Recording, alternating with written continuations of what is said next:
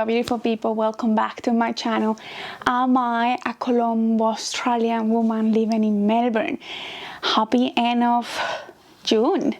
We are now in July. What a weird 2020. It feels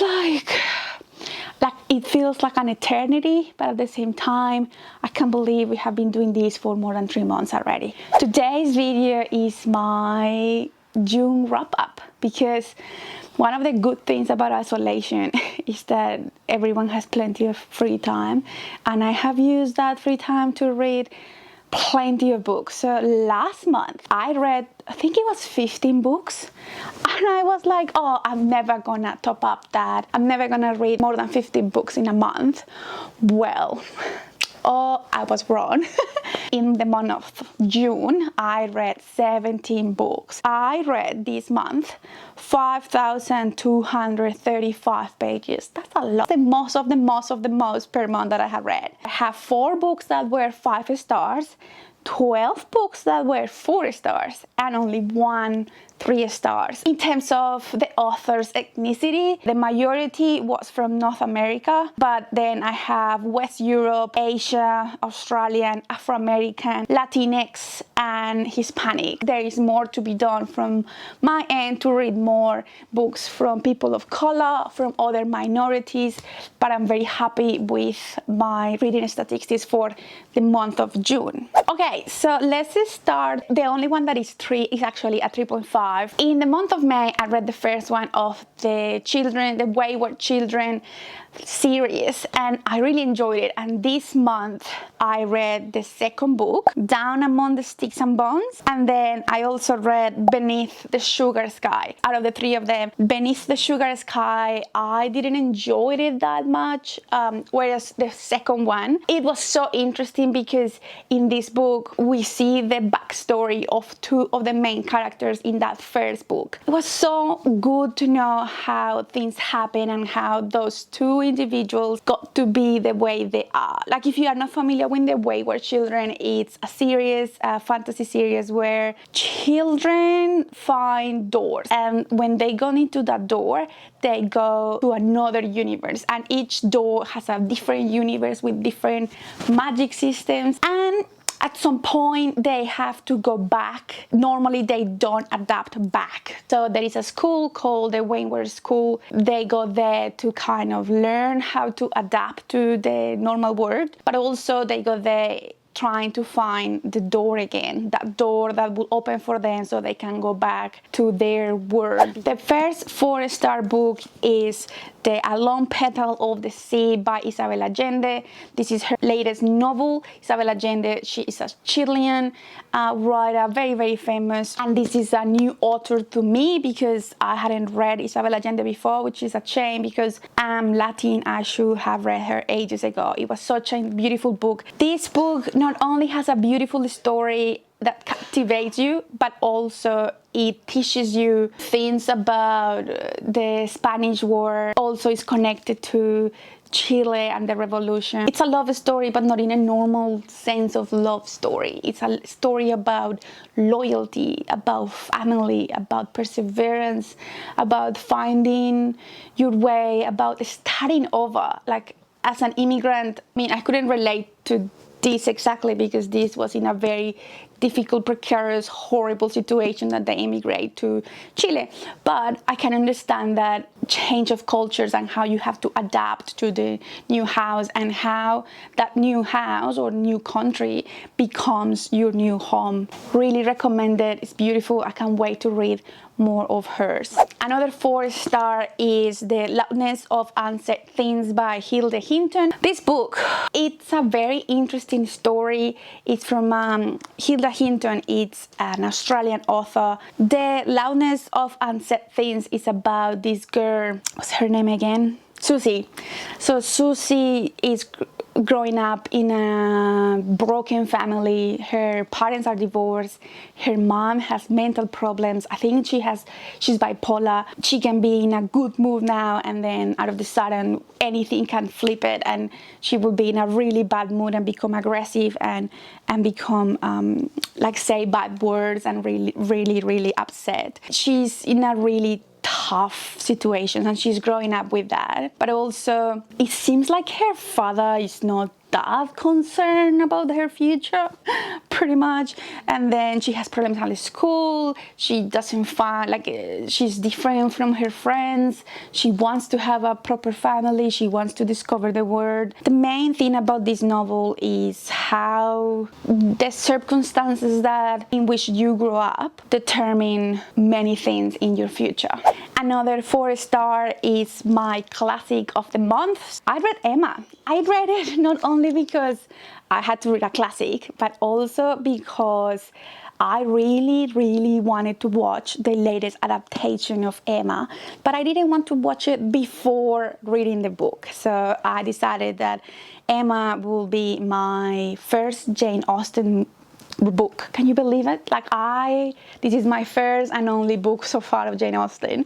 I know that I have to read the other ones because the other ones are better, but I found this very witty, very funny, very interesting in terms of how things were back then. I don't have any complaints. It's wonderful, and it taught me a lot of things. No, but I think it's entertaining, and to be honest, the adaptation is really good. And then we get to the graphic novels that have 4 and 4.5. So Heartstopper, it's about 2 teenagers, Nick and Charlie. They are in high school, and Charlie is out. So he is gay, and everyone knows that he's gay. But then he starts hanging out with Nick. He's the football captain, so he's very manly, very sporty. Charlie is not sure if Nick is gay or not. Charlie starts falling in love with Nick. These books are about their relationship and how it evolves from being a normal friendship to start feeling feelings. All right, another 4-star is The Ruin by Derla McTiernan. This is a police detective kind of book.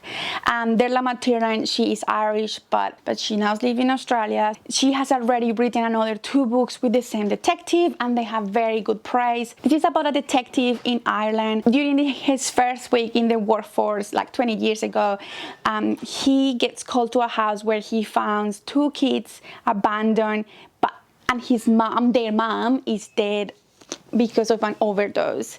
So the kids go into the system, like one kid goes into the system, and the sister, he just disappears and no one knows what happened to her. But they rule the death of the mom as a suicide. They don't have any family left, so that's it. 20 years to the future, or 30 years in the future, and that kid that got adopted and put in the system commits suicide. And the sister appears and said, no, my brother did not commit suicide. I cannot believe that. Like, the police guy is now a detective in that same town, and he is involved in solving this crime. Very interesting. I already have the other 2 books here waiting for me to be read.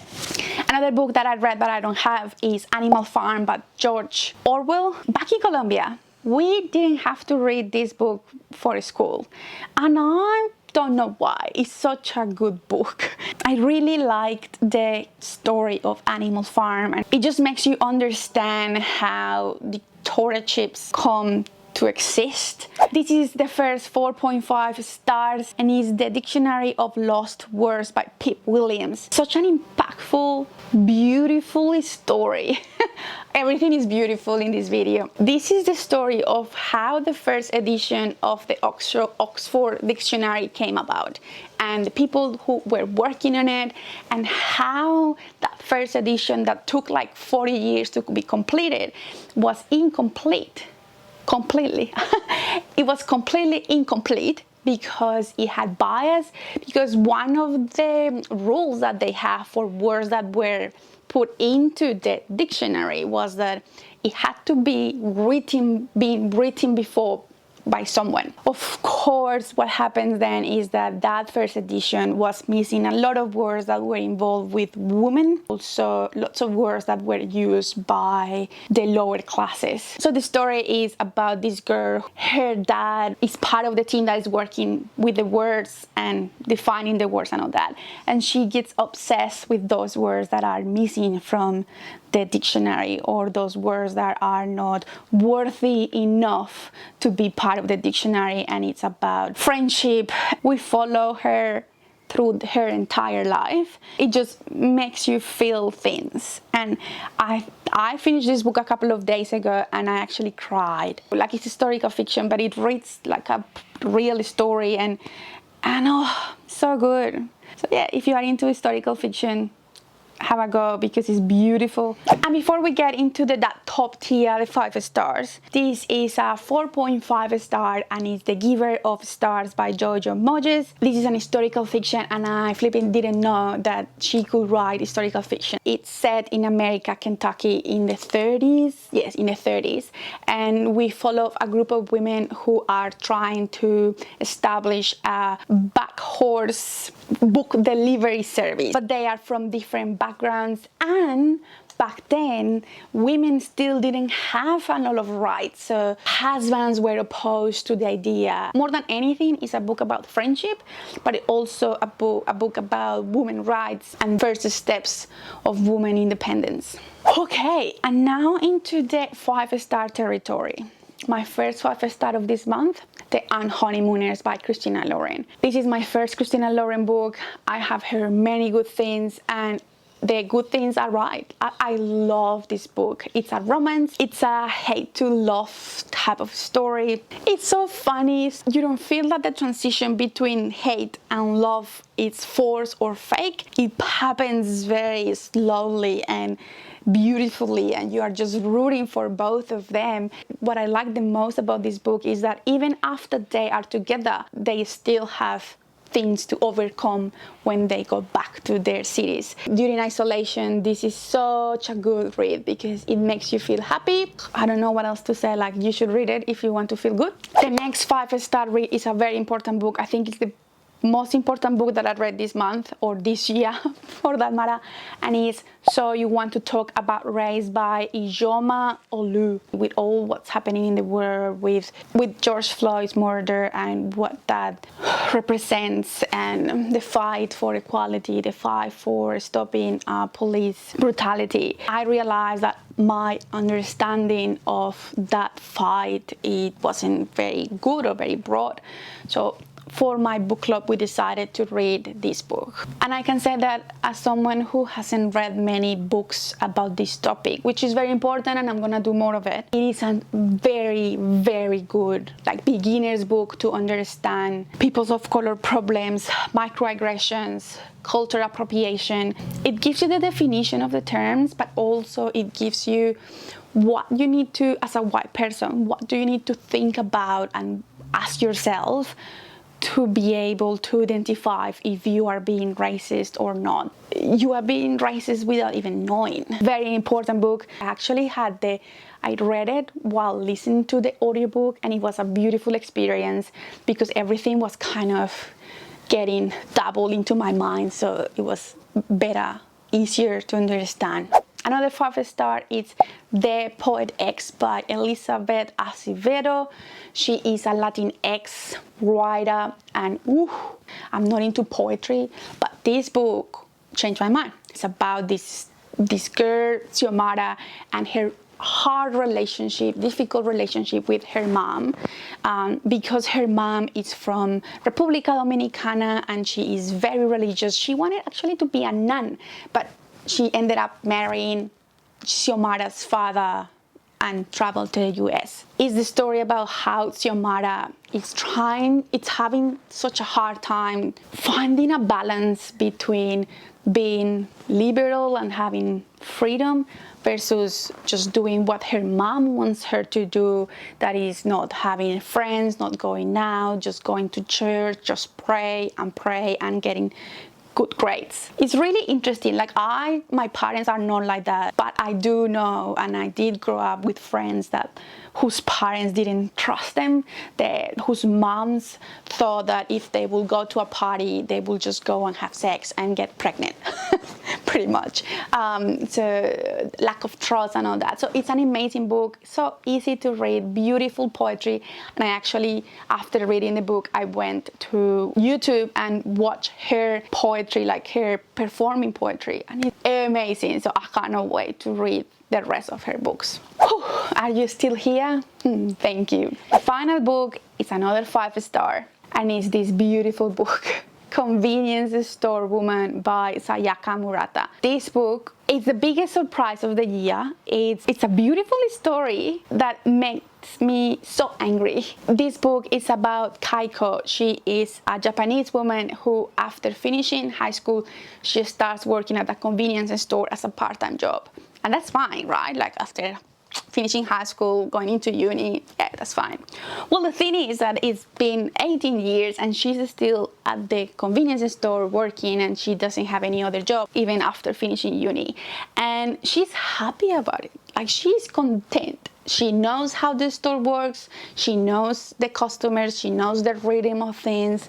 She feels like at home. But society doesn't understand that. Her family is not happy, and her family keeps asking her to find a boyfriend, to get married, to have kids, to find another job that makes more money, to escalate that corporate life. And she just doesn't understand why. And one of the things that I really enjoyed about this book is that at one point she says, like, I don't understand how to be a human. All her interactions are more like she observes and sees how people interact, and she kind of copies that, but it's not something that she actually knows how to do by herself. And I was angry the majority of the time because stereotypes and society pressure of that ideal of what should you be forces her to do things that she doesn't want, and it goes wrong. Such an interesting book. Like, if you read one first, read the So You Want to Talk About Race one, but if you read another one of all of these,